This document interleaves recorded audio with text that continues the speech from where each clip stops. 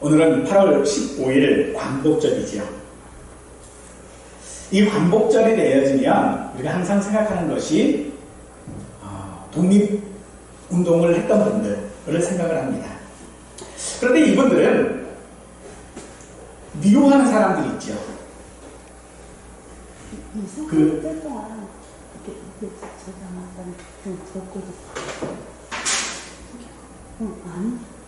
이렇게 많대도 해야 되는데 독립운동을 했던 분들이 미움을 받습니다.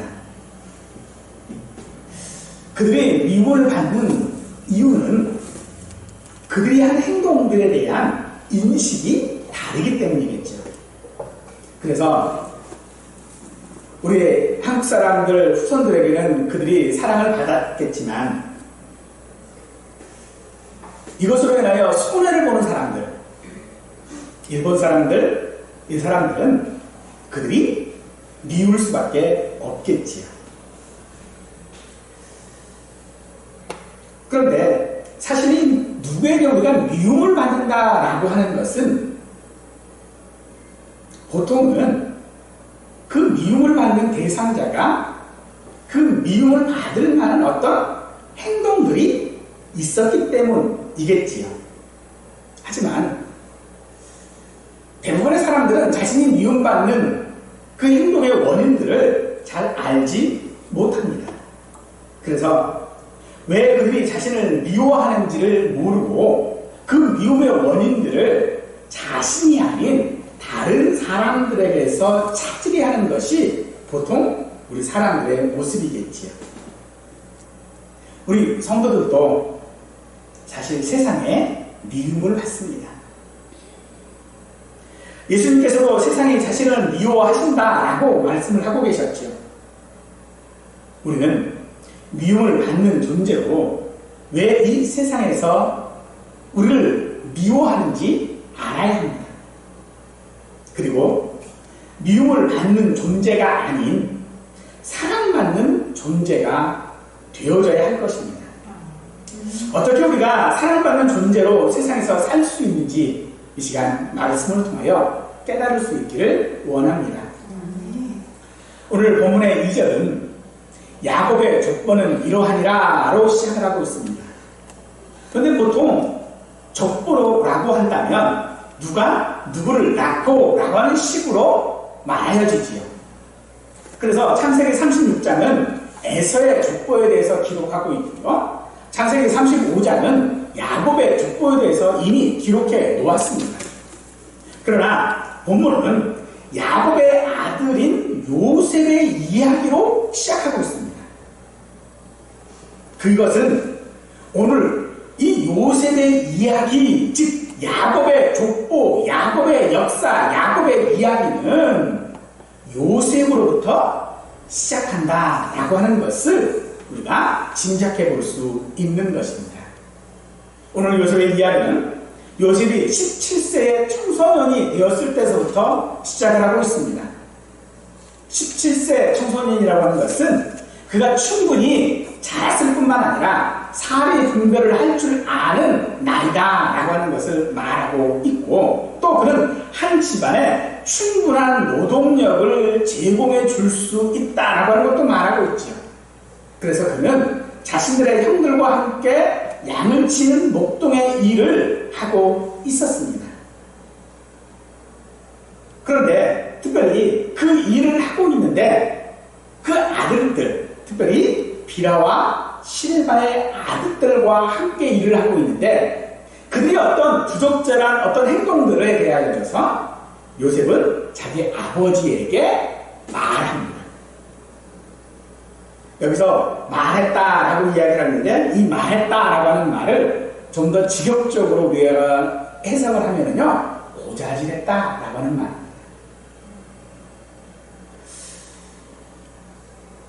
하지만 이 일을 통하여 우리는 요셉이 어떤 형들의 충분한 잘못들을 전달함으로써 요셉의 미성숙한 모습들을 엿볼 수도 있겠지요.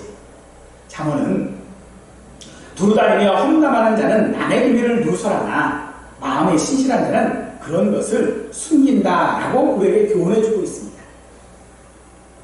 요셉에 대해 가중되어지는 그의 형들의 표현들을 통해 볼 때에 요셉의 그런 행동들은요, 빌하나 실바의 아들들뿐만 아니라 레아의 아들들에게조차도 외면받았던 것 같습니다.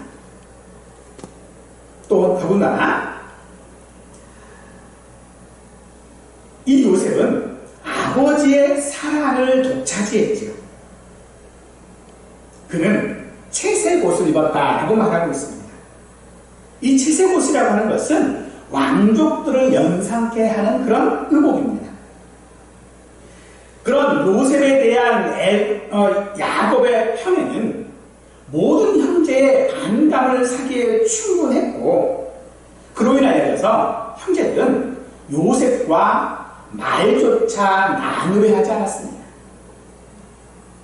야곱의 편애와 형제들의 미움은 이렇게 평행선을 달렸던 것이겠죠. 야곱이 요셉을 사랑하면 사랑할수록 형들이 요셉을 미워하는 것은 더 커져만 갔던 것입니다. 본문을 통해 우리가 알 수 있는 요셉은 적어도 인격적으로 성숙하지 못했다라고 하는 것을 우리는 알 수 있습니다. 그를 17세의 소년이라고 소개하고 있고, 형들의 잘못을 아버지에게 말했다라고 말하고 있는 것으로 보아 분명 이 요셉의 이야기는 그 시작부터가 좋은 인상을 주지는 않습니다. 요셉이 형제들에게 미움받는 것은 아버지의 편애를 받았을 뿐만 아니라 미성숙한 그의 인격으로 인한 그런 고자질 때문이었을 것입니다. 그러므로 오늘 지금 미움을 받고 있는 이 요셉은 모든 그 미움받는 원인들이 누구에게서 발견되어집니까? 바로 요셉에게서 발견되어지고 있다라고 한다는 것입니다. 아버지 야곱은 왜 요셉을 편애했습니까? 3절 말씀에 보니까 더 사랑함으로 라고 말하고 있지요. 이 더 사랑했다라고 하는 것은 어떤 과정을 통하여 이루어진 행동이라고 하는 것을 말하고 있는 것인데, 오랜 시간을 보내다 보니까, 오랜 시간이 지나서 보니까 결국 그 결과가 사랑하는 것이었다 라고 하는 것을 말하는 것이죠. 요셉은 야곱이 가장 사랑했던 라헬의 아들로서 뒤늦게 낳은 아들입니다. 물론 요셉의 동생인 베냐민이 있기는 했어요. 그런데 베냐민보다 야곱은 요셉을 더 사랑했어요. 그것은 아마도 그의 생모인 라헬이 베냐민을 낳다가 사망했기 때문으로 생각이 되어집니다. 그러나 어쨌든 이 아버지 야곱의 편에는 단순히 이 요셉을 귀하게 혹은 귀엽게만 본 것은 아닙니다. 2절 말씀을 보니 그의 형들과 함께 양을 치도록 했다라고 하는 것으로 보아서 그는 편애를 했지만 분명히 그에게 가르쳐야 할 것들은 가르쳤던 것으로 보여집니다. 자녀들에게 부지런하고 근면하고 고생을 알도록 가르치지 않는 부모는 사실 그 자녀를 참으로 사랑하는 것은 아니다라고 할 수 있을 것입니다. 아무 일도 하지 않도록 교육받으면 그 사람은 어쩌면 아무데도 쓸모없는 사람이 되기 쉬운 것이겠죠. 하지만 분명 야곱은 요셉을 사랑했습니다. 그것이 형제들이 눈치챌 정도로 성경에 많은 사람들이 그 야곱의 편애 때문에 형제들이 싸우고 갈라섰다라고 하는 것을 말하는 것처럼 분명히 야곱은요 요셉을 편애했습니다. 그런데 왜 그런 편애 가운데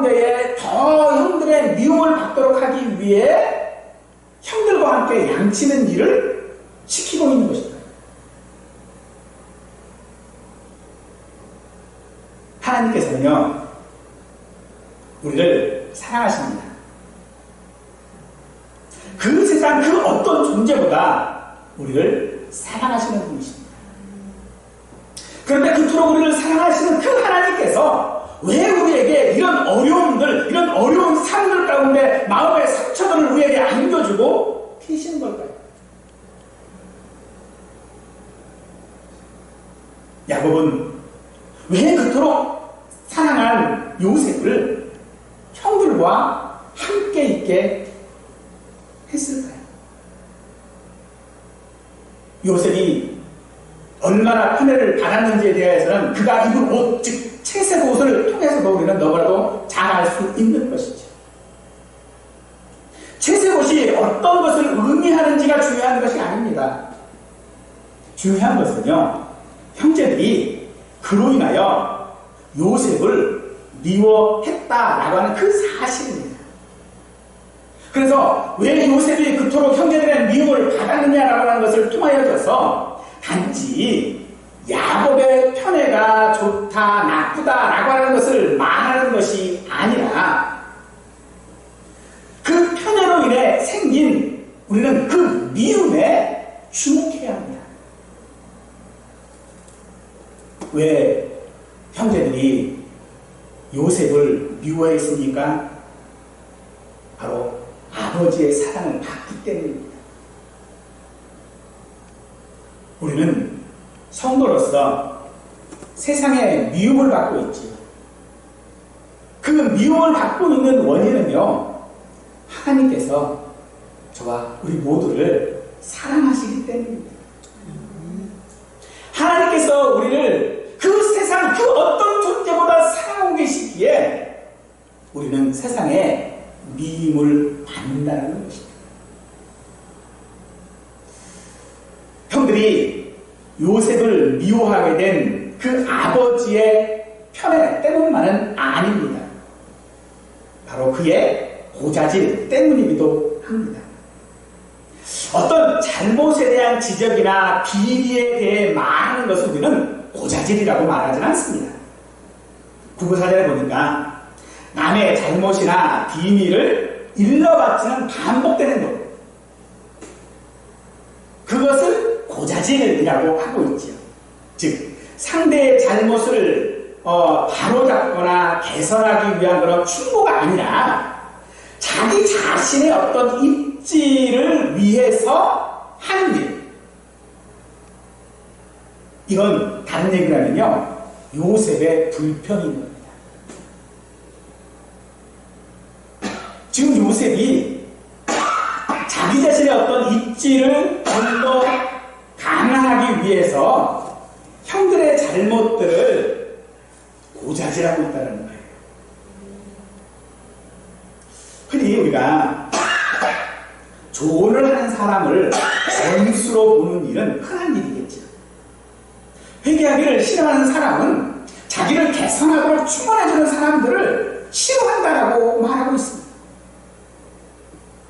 그런데 사실 우리는요, 요셉과 같이 우리를 미워하는 세상에 대하여 하나님께 고자질해야 합니다.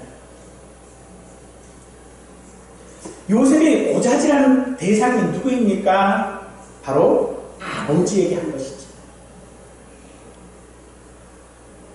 아버지이기에 요셉은요, 고자질이 가능했던 것입니다. 요셉이 고자질한 것이 자신들의 다른 형들, 레아의 아들들에게 고자질한 게 아닙니다. 그의 아버지에게 고자질했답니다.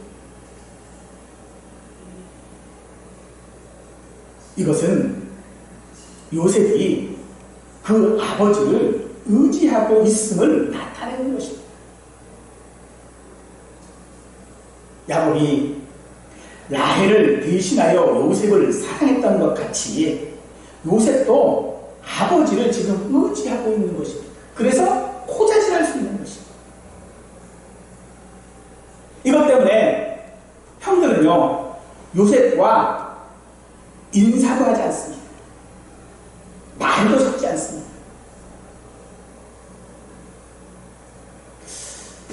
그렇다고 요셉에게 관심이 없느냐? 그건 아니에요. 요셉이 오늘은 또 어떤 고자질을 했나? 그걸 지켜봅니다. 세상도 마찬가지입니다. 세상이 성도인 우리들에게 결코 무관심하지 않습니다. 세상은 의도적으로 우리와 인사도 하지 않습니다.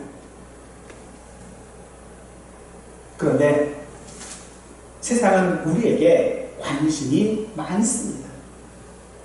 그래서 세상이 우리를 미워하는 그 강도에 따라서 우리에 대한 관심 역시도 같이 비례한다고 볼 수 있다는 것이죠. 세상은요, 우리가 무엇을 하고 있는지 보고 있습니다. 고자질하고 있는지, 타협하고 있는지, 믿음대로 바르게 살려고 하고 있는지, 그것들을 바라보면서 자신들과 같으면 박수 쳐주면서 마치 친구처럼 다가옵니다. 그래서 어쩌면요, 세상이 나를 미워하지 않는다면 어쩌면 우리는 성도가 아니라는 말이 되어줄 수도 있는 것입니다. 사랑하는 성도 여러분, 세상 사람들에게 세상에 좋은 사람 되려고 하지 마십시오. 우리는 세상의 잘못들을 하나님 앞에 고자질해야 되는 사람입니다. 자신의 잘못을 고자질하는 사람을 세상은 결코 좋아하지 않습니다. 그러나 그 일을 우리는 해야 한다는 것, 해야 하는 것입니다. 고자질한다는 것은요,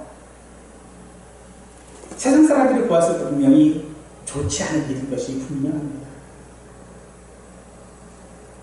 그러나 우리가 하나님 앞에 고자질해야 돼요. 세상에 고자질하는 것이 아니고 어떤 권력 있는 사람들에게 고자질하는 것이 아니라 나를 사랑하시는 그 아버지 하나님께 고자질해야 합니다. 그걸로 인하여 우리가 세상의 미움을 받는다면 그 미움은 오히려 당연한 것입니다.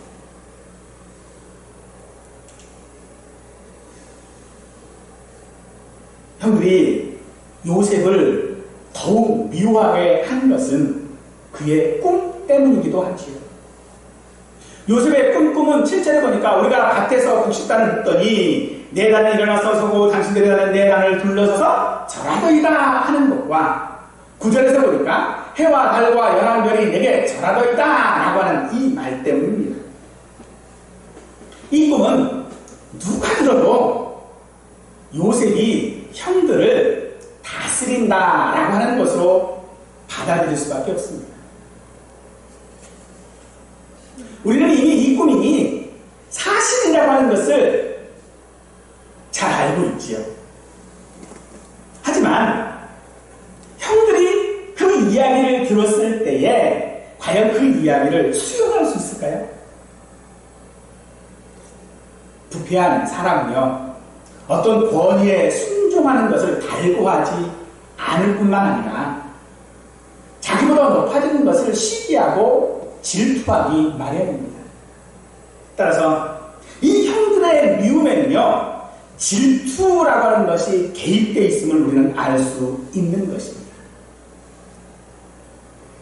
세상이 우리를 질투하는 이유는 우리가 가진 꿈을 세상은 갖지 못하기 때문입니다. 그래서 이 꿈은 미움받는 요셉에게 살아갈 수 있는 힘이 되어주는 것이겠죠. 형들이 자기와는 인사도 하지 않는다는 것을 요셉이 모를 리 없습니다. 형들이 자기를 미워하고 있다는 것을 이미 살인별이를 할 수 있는 나이인 요셉이 모를 리 없다는 거죠. 그런데 자기 그 꿈 이야기를 형들에게 하면 형들이 그래 그렇게 하자라고 할까요? 아니면 그 미움이 더 증가할 거예요. 분명 그 미움이 더 증가하고 할 것이 분명함에도 불구하고 요셉은 자기의 그 꿈을 형들에게 말하고 있죠. 왜요? 바로 그 꿈이 주는 그 기쁨과 소망이 요셉에게 있기 때문인 것입니다.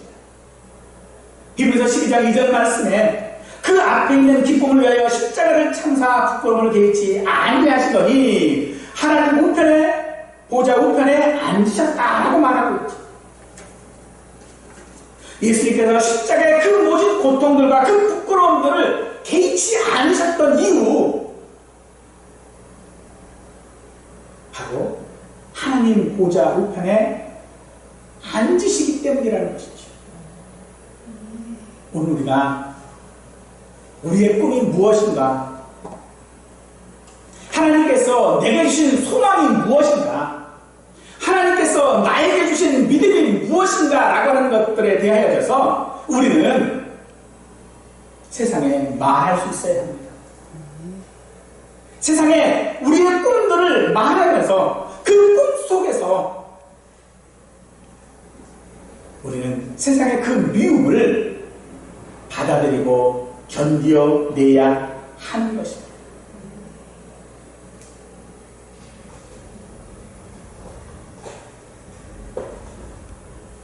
요셉이 이런 꿈을 꿀 때에 그가 투옥될 것은 아마 생각하지 못했을 것입니다. 그가 형제들에게 팔릴 것은 생각하지 못했을 것입니다. 그런데 하나님께서는 요셉에게 그 꿈을 통하여 은혜를 지금 베풀고 있는 것입니다. 그래서 그 꿈 때문에 그는 그의 삶을 살아가는 것입니다. 그 앞에, 자신 앞에 닥친 그 어떤 일이 있다 할지라도 그 꿈 때문에 그는 그의 삶을 살아갈 수 있었던 것입니다. 오늘 요셉의 이야기가 시작된 것을 우리는 야곱의 족보라고 말한다고 했죠. 이 야곱의 족보라고 하는 말은 이스라엘의 역사라고 하는 말입니다. 야곱 그 사람을 말하고 있는 것이 아니라 이스라엘이라고 하는 전체를 지금 말하고 있다는 것이겠죠. 근데 그 전체의 역사가 어디서부터 시작되고 있습니까? 바로 가나안 땅에서부터 시작되고 있죠. 이 땅은 하나님께서 아브라함과 그의 후손에게 약속하신 땅입니다. 하지만 지금 4대가 다 되도록 그 땅을 소유하고 있지 못합니다. 그래서 그 땅에서 그들은 여전히 하나님의 약속의 땅임에도 불구하고 여전히 외국인이요 나그네로 살고 있는 것입니다. 요셉의 이야기는 이스라엘의 역사는 바로 이 약속으로부터 시작되었다라고 한다면 오늘 하나님께서 우리의 삶 가운데 하나님의 약속이 있음을 그 약속에 근거하여 우리가 우리의 삶을 시작하고 있음을 우리도 기억해야 할 줄 믿습니다. 내 삶이 어디에서부터 시작했습니까? 내 삶이 하나님의 약속에서부터 시작되고 있다는 거죠. 너는 내 아들이다. 내가 너를 구원하겠다. 이 약속에서부터 시작된 오늘 우리의 삶의 역사, 그 역사 가운데 그것이 오늘 우리의 꿈이 되어져야 할 것입니다. 얼핏 우리는 이 이야기를 단지 요셉의 이야기처럼 들을 수 있습니다. 하지만 이것은 요셉의 역사가 아닙니다. 요셉의 이야기가 아니라 이스라엘의 이야기입니다. 사실 성경의 모든 이야기들은 누구의 이야기가 아닙니다. 바로 우리의 이야기고요. 우리의 역사입니다. 하나님께서는 요셉의 그 삶 가운데 직접적으로 등장하거나 말씀하신 적이 없습니다. 그 이야기의 시작을 요셉의 족보라고 하지도 않았고요. 야곱의 족보라고 하면서 하나님께서는 요셉의 삶 가운데에 섭리하고 계시다는 것입니다. 요셉의 삶 가운데 분명히 섭리하고 계시는데도 불구하고 우리가 창세기 37장에서부터 50장까지 요셉을 볼 때에 단 한 번도 하나님께서 요셉에게 나타나신 적이 없어요. 말씀하신 적도 없어요. 아브라함이나 이삭이나 야곱은요, 하나님께서 적절한 때에 나타나셔서 말씀도 하시고 만나주시기도 하셨어요. 그런데 요셉은 그런 적이 없어요. 언제나 그의 삶 가운데 역사하고 계셨다는 것입니다.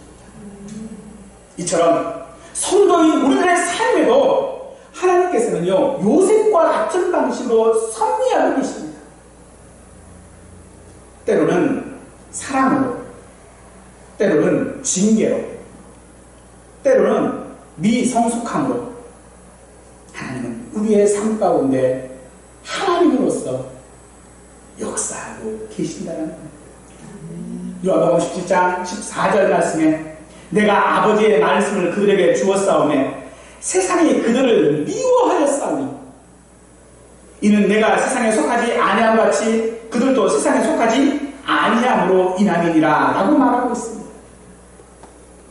세상이 우리를 미워하는 분명한 이유를 말씀하고 계시는데 그 이유가 무엇입니까? 우리가 세상에 속하지 않았기 때문이라고 말씀하고 있습니다. 또한 아버지의 말씀을 우리에게 주셨기 때문에 우리가 미움받는다고 말씀하고 계십니다. 아버지의 말씀이 무엇입니까?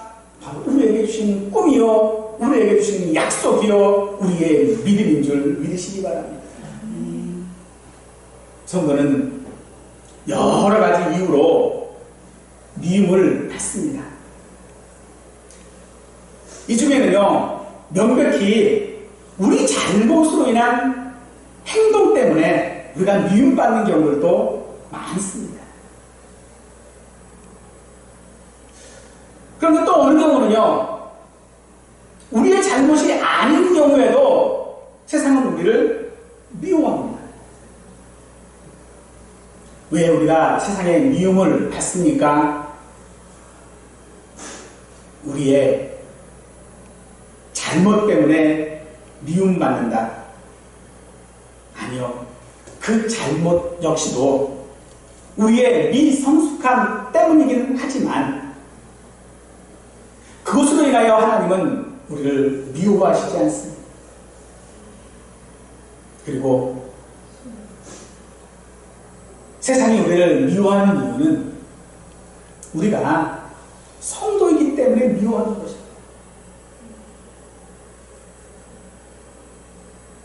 그러면 야곱이 요셉을 사랑하면 사랑할수록 형들의 미움이 커졌던 것처럼 세상이 우리를 미워하면 미워할수록요, 하나님의 사랑은 더 풍성해진다라고 하는 이 사실을 믿으시기 바랍니다. 그래서 결코 세상에게 그 어떤 것, 세상에게 미움받지 않으려고 세상에게 사랑받으려고 무엇을 하지 않기를 간절히 원합니다. 요한일서 3장 13절 말씀입니다. 형제들아, 세상이 너희를 미워하여도 이상히 여기지 말라. 세상이 우리를 미워하는 것은 당연한 것입니다. 이상한 것이 아닙니다.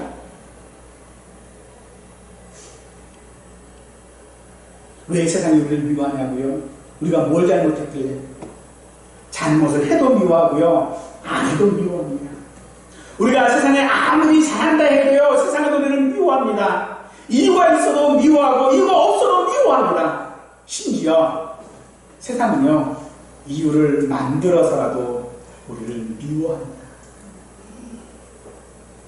그러므로 세상을 미움받지 않는 성도가 아니라 성도는 성도의 삶을 살아야 합니다. 세상이 아무리 우리를 미워해도 우리는 성도로 살아야 합니다.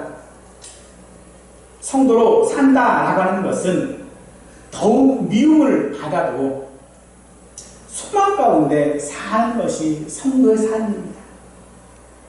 우리 안에 하나님의 사랑을 받을 어떤 조건도 우리에게는 없습니다. 오히려 세상이 아니라 하나님의 미움을 받기에 충분한 것이 우리 안에 있습니다.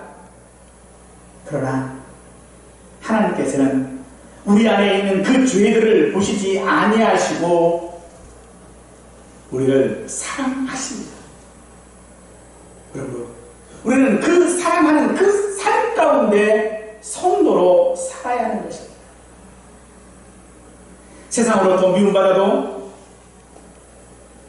세상을 미워하지 않고 우리의 믿음을 보이는 것이 성도의 삶에 마땅히 행해야 하는 것입니다. 경우에 따라서는 세상의 미움과 웃을거리가 되는 것이 어쩌면 우리의 이 믿음이고 우리의 소망일 수 있습니다.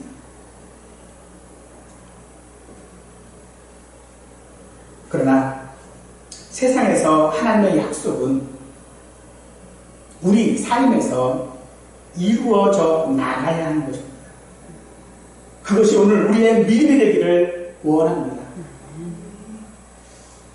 이것이